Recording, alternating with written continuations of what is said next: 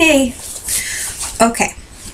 So for my number 2, I thought it kind of difficult to sum up the story without writing during it. So what I did is at the end, when I finished watching the story the first time, I just kind of wrote down all of my notes really quickly and just kind of wrote down everything I could remember.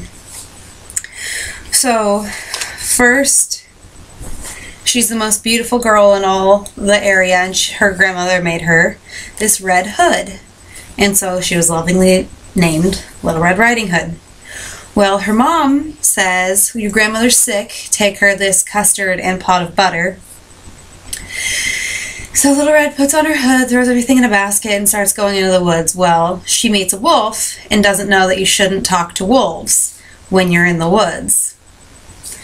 And so he says, oh, there's this beautiful path just down there. And so she's like, that sounds great.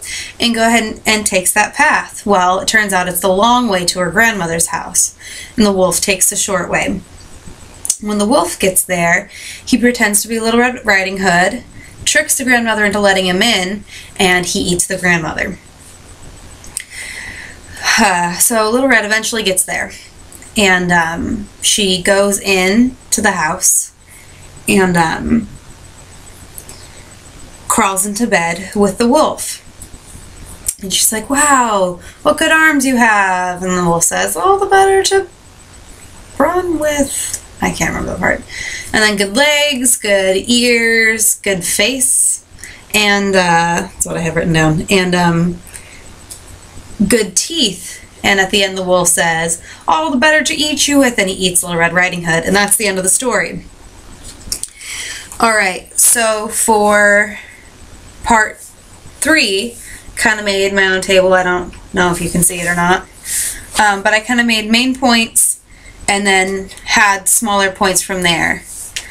So like the first main point is Little Red leaves the house, then walks through the woods, then the wolf eats the grandma, then the Red walks into the grandma's house, and then the next main point is the wolf eats Red. And under each there's things like Little Red's the most beautiful, Little Red was leaving her grandmother's house, and stuff like that. Like I did a lot of little main points for that. I'll hold it up so you can see it. Sorry for the shorthand.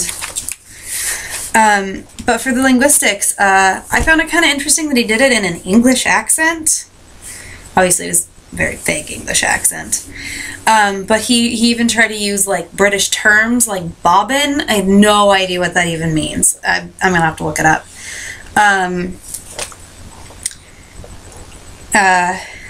What I really noticed though is he never took really big pauses at any point except for at the end when Little Red would be like, oh, what good legs you have, and the wolf would be like, all the better to run with. He'd take a nice little pause in between the question to let you know that it was the two characters switching.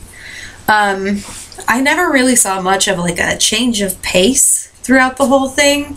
Just kind of seemed all about the same. Kind of when he was in the woods talking to Little Red,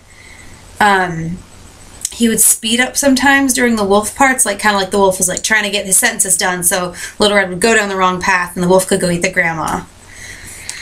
If I could do, for number 5, just one little short sentence, it's don't trust strangers or stranger danger. And if I could make one specifically for this story, it would be don't trust strangers that you meet in the woods.